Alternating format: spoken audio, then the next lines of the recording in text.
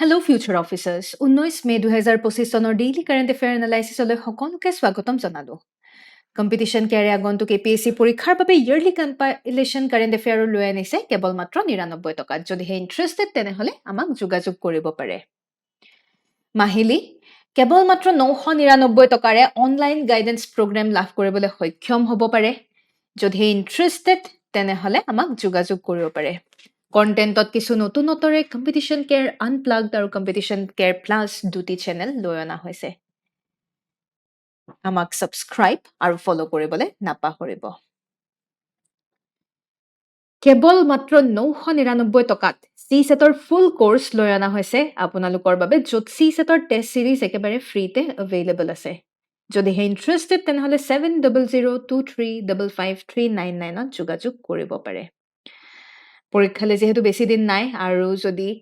test series বিচাৰিছে তেনেহ'লে 40 test নতুবা 60 টেষ্টৰ মডিউল আপোনালোকৰ বাবে এভেইলেবল আছে যোগাযোগ কৰিবলৈ নাপাহৰিব আহক আজিৰ মোষ্ট ইম্পৰ্টেণ্ট টপিকসমূহ আমি চাওঁ প্ৰথমে আমি প্ৰেচিডেন্সিয়েল ৰেফাৰেন্সৰ ওপৰত আলোচনা কৰিম তাৰপিছত গ্ৰেইল মিছন কি হয় আমি চাম আৰু ৱৰ্ল্ড ফুড প্ৰাইচনো কি হয় আমি চাম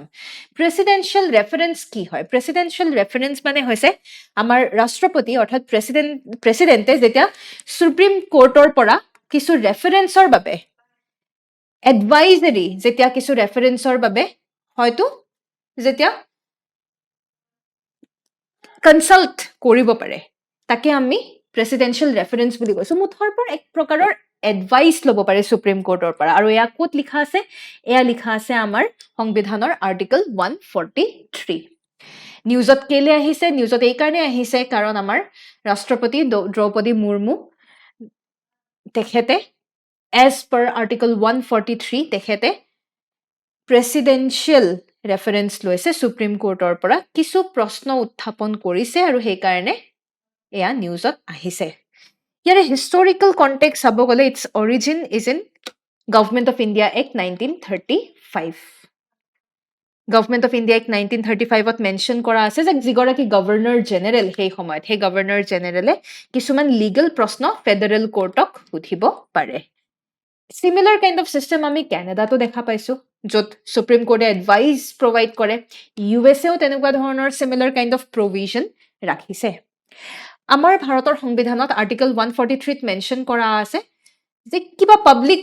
যিকোনো বস্তু যিকোনো মেটাৰ যদিহে হেয়া পাব্লিকৰ বাবে গুৰুত্বপূৰ্ণ তেনেহ'লে সুপ্ৰিম কোৰ্টৰ ৰেফাৰেন্স বা সুপ্ৰিম কোৰ্টৰ এডভাইচ ল'ব পৰা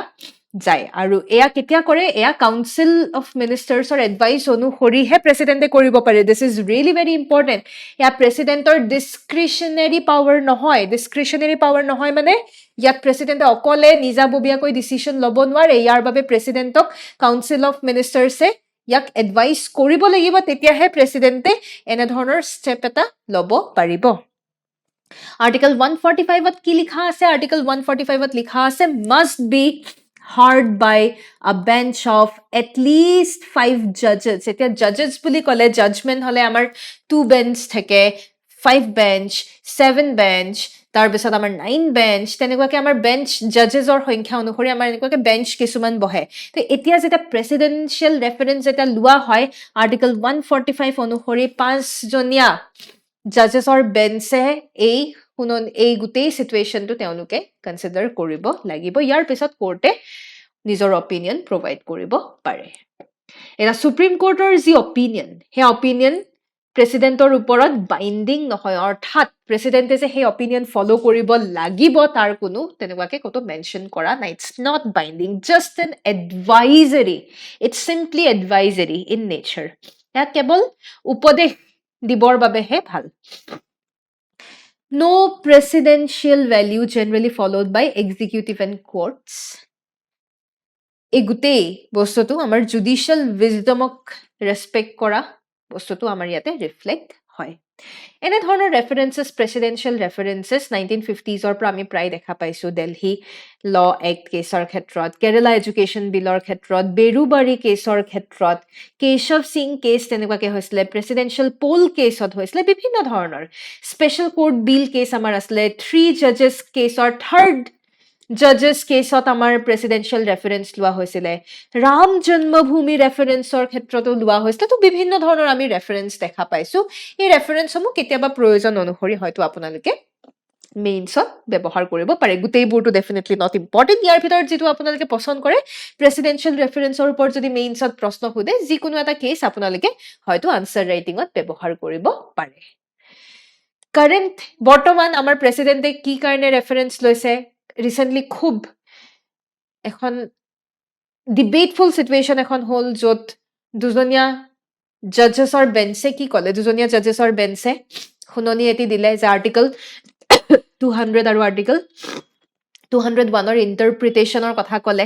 সুপ্ৰিম কোৰ্টৰ পাৱাৰ আমি দেখিলো আন্ডাৰ আৰ্টিকল 42 অৰ্থাৎ এই গুটেইটো ভেটো পাৱাৰ লৈ পেলাই প্ৰেসিডেন্ট আৰু গভৰ্ণৰৰ ভেটো পাৱাৰক লৈ পেলাই আৰ্টিকল 200 আৰু 201ত খুব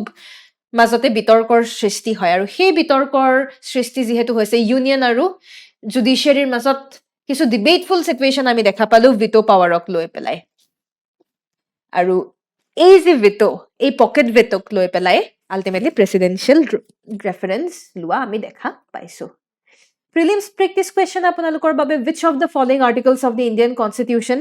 deals with advisory jurisdiction of the Supreme Court okay which of the following articles of the Indian Constitution deals with the advisory jurisdiction of the Supreme Court uttorti amak jonabole napahuribo Competition care এটি super 30 বেচ হিচাপে classroom guidance programme লৈ আনিছে যত prelims mains তথা ইন্টাৰভিউৰ বাবে আপোনালোকে preparation চলাব পাৰিব যদি হে ইন্টাৰেষ্টেড তেনেহলে আমাক তলত দিয়া কন্টাক্ট নম্বৰটি যোগাযোগ কৰিব পাৰে প্ৰতি শনিবাৰে কেৱল মাত্ৰ 10 টকাত আপোনালোকে লাভ কৰিবলৈ সক্ষম হ'ব এটি কাৰেন্ট এফেয়াৰ টেষ্ট সবিশেষ জানিবৰ বাবে আমাক যোগাযোগ কৰিব পাৰে ইয়াৰ পিছত আমি আগবাঢ়িছো গ্ৰেইল মিশন এটি নাসাৰ ষ্টাডি নাসাৰ এটি মিশন গ্ৰেইল মিশন যত আমাৰ চন্দ্ৰৰ এটি হৈছে নিয়াৰ সাইট আমি কাক কওঁ যেটো পৃথিৱীৰ পৰা এনি টাইম আমি দেখা পাই থাকো which is visible from the earth আৰু এটা হৈছে ইয়াক আমি নিয়াৰ সাইট বুলি কওঁ এটা হৈছে ফাৰ সাইট মানে which is not visible from the earth এটা মুনৰ নিয়াৰ সাইট আৰু ফাৰ সাইট কিয় বেলেগ তাৰ ওপৰতে নিউজ আহিছে গ্ৰেইল মিশন গ্ৰেইল মানে gravity recovery and interior laboratory নাসাৰ এটি লুনাৰ সায়েন্স মিশন যত মুনৰ গ্ৰেভিটেশনাল ফিল্ড তেওঁলোকে ষ্টাডি কৰিছে লঞ্চ 2011 চনতে লঞ্চ কৰিছিলে ডেল্টা 2 নামৰ ৰকেটেৰে কেপ কানিভেৰেলৰ পৰা অৰ্গানাইজেচন কোন আছে নাসা আছে নাসাৰ jet propulsion laboratory in collab with MIT তো ইয়াতে দুখন স্পেসক্ৰাফ্ট আমি দেখা পাইছো EBB আৰু ফ্লো নামৰ দুখন স্পেসক্ৰাফ্ট আছে তেওঁলোকে মুন ৰিলেটেড ইনফৰমেশন গ্ৰেইল মিশনৰ থ্ৰুৰে প্ৰভাইড কৰে আজিৰ শেষৰটো নিউজ হৈছে ৱৰ্ল্ড ফুড প্ৰাইজ মাৰিয়েংগেলা হাংগ্ৰিয়া তেখেতে গৰাকী ব্ৰাজিলিয়ান মাইক্ৰোবায়োলজিষ্ট তেখেতে 2025 চনৰ ৱৰ্ল্ড ফুড প্ৰাইজ লাভ কৰিবলৈ সক্ষম হৈছে কেলে বায়োলজিক্যাল নাইট্ৰজেন ফিক্সেশন আৰু ৰিডিউসিং ৰিলায়েন্স অন কেমিক্যাল ফাৰ্টিলাইজাৰ্ছৰ বাবে এটা বায়োলজিক্যাল নাইট্ৰজেন ফিক্সেশন ৰাইজোবিয়াম বেক্টেৰিয়াৰ মাধ্যমেৰে যে বায়োলজিক্যাল নাইট্ৰজেন ফিক্সেশন হয় হেয়ান আই এম শিওৰ আপোনালোকে ষ্টেটিক পৰ্চনত নিশ্চয় গম পাইছে আমি অলপমান তেখেতৰ বিষয়ে চাও ৱৰ্ল্ড ফুড প্ৰাইজ বুলি কলে ৱৰ্ল্ড ফুড প্ৰাইজ আমাৰ বিশেষকৈ ফুড কোৱালিটি কোৱান্টিটি এক্সেসিবিলিটি যদি এনহেন্স কোনোবাই কৰিছে তেনেহলে ৱৰ্ল্ড ফুড প্ৰাইজ দিয়া হয় এই গোটেই সিস্টেমটো নৰ্মান বৰলগে আৰম্ভণি কৰিছিল তেখেতক আমি ফাদাৰ অফ গ্ৰীণ ৰিভলিউচন বুলি কওঁ নৰ্মান বৰলগক কি বুলি কওঁ সেউজ ক্ৰান্তিৰ জনক বুলি আমি কওঁ ফাদাৰ অফ গ্ৰীণ ৰিভলিউচন 1986 তেওঁ আৰম্ভণি কৰিছিলে এডমিনিষ্টাৰ কোনে কৰে আজি ৱৰ্ল্ড ফুড প্ৰাইজ ফাউণ্ডেশ্যনে কৰে হেডকোৱাৰ্টাৰ ক'ত আছে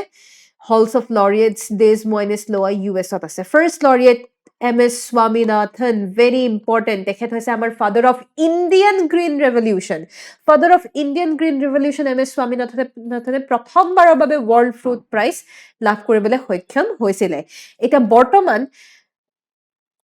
ব্ৰাজিলিয়ান মাইক্ৰোবায়োলজিষ্টে নাইট্ৰজেন ফিক্সেশনৰ কাৰণে পাইছে তো আমি সকলোৱে জানো যে আমাৰ এটমস্ফিয়াৰত নাইট্ৰজেন 78% থাকে 78% নাইট্ৰজেন থকা সত্ত্বেও আমাৰ গছ-গছনিৰ কাৰণে এই নাইট্ৰজেন ইজিলি বা ৰেডিলি এভেইলেবল নহয় এই নাইট্ৰজেন খিনি প্ৰথমে এমোনিয়ালৈ কনভাৰ্ট হয় দিস ইজ এমোনিয়াৰ পিছত লাহেকৈ নাইট্ৰেটছ বা নাইট্ৰাইটছলৈ এনেকৈ কনভাৰ্ট হয় এই নাইট্ৰেটছ বা নাইট্ৰেটছ ফাইনেলি আমাৰ গছ-গছনিয়ে নাইট্ৰজেন এই নাইট্ৰেটছৰ পৰা এবজৰ্ব কৰিব পাৰে তাৰ মানে গছ-গছনি ডাইৰেক্ট আমি যেনেকৈ অক্সিজেন উশাহেৰে অক্সিজেন ল'ব পাৰো গছ-গছনিয়ে ডাইৰেক্ট নাইট্ৰজেন ল'ব নোৱাৰে এমনিয়াৰ মাধ্যমেৰেও গছ গছনিয়ে নাইট্ৰজেন ল'ব নোৱাৰে তো গছ গছনিয়ে নাইট্ৰজেন কেনেকে লয় এই নাইট্ৰেটছৰ যোগেৰে তো এই নাইট্ৰেটছ যে ফৰ্ম হ'ল এয়া এটা চাইকেলত হৈছে চ' দিছ ইজ এই গোটেই চাইকেলটোক আমি কওঁ নাইট্ৰজেন ফিক্সেশ্যন এই নাইট্ৰজেন ফিক্সেশ্যনৰ ক্ষেত্ৰত বহু ধৰণৰ বেক্টেৰিয়া ৰাইজোবিয়াম নামৰ বেক্টেৰিয়া এটি বেক্টেৰিয়া আছে যাৰ নাম হৈছে ৰাইজোবিয়াম তাৰপিছত তেনেকুৱাকে নাইট্ৰিফাইং বেক্টেৰিয়া যেনে নাইট্ৰ'ছোমনাছ বা নাইট্ৰ'বেক্টাৰ বিভিন্ন ধৰণৰ এনেকুৱাকে বেক্টেৰিয়া কিছুমান আছে এই বেক্টেৰিয়াবোৰে বায়'লজিকেল নাইট্ৰজেন ফিক্সেশ্যনত খুব গুৰুত্বপূৰ্ণ ভূমিকা গ্ৰহণ কৰে আৰু বৰ্তমান ব্ৰাজিলিয়ান মাইক্ৰ'বায়'লজিষ্ট গৰাকীয়ে এই ক্ষেত্ৰতে খুব সুন্দৰ পদক্ষেপ গ্ৰহণ কৰি পেলাই তেওঁ ফুড প্ৰডাকশ্যন ইনক্ৰিজ কৰিবলৈ সক্ষম হয় আৰু নাইট্ৰজেন ফিক্সেশ্যন যদি আমি বায়'লজিকেলি যদি কৰোঁ তেতিয়াহ'লে এক্সট্ৰাকৈ আপুনি ইউৰিয়া বা সাৰ যোগান ধৰাৰ প্ৰয়োজন নাই ইউৰিয়া বা সাৰ কি হয় ইউৰিয়া বা সাৰ হৈছে কেমিকেল ফাৰ্টিলাইজাৰে আমাৰ জলবায়ুত বিভিন্ন ধৰণৰ ঋণাত্মক স্থিতি ক্ৰিয়েট কৰিব পাৰে সেয়েহে this biological fixation nitrogen fixation is tremendously important prelims practice প্ৰশ্ন আপোনালোকৰ বাবে আগবঢ়াইছো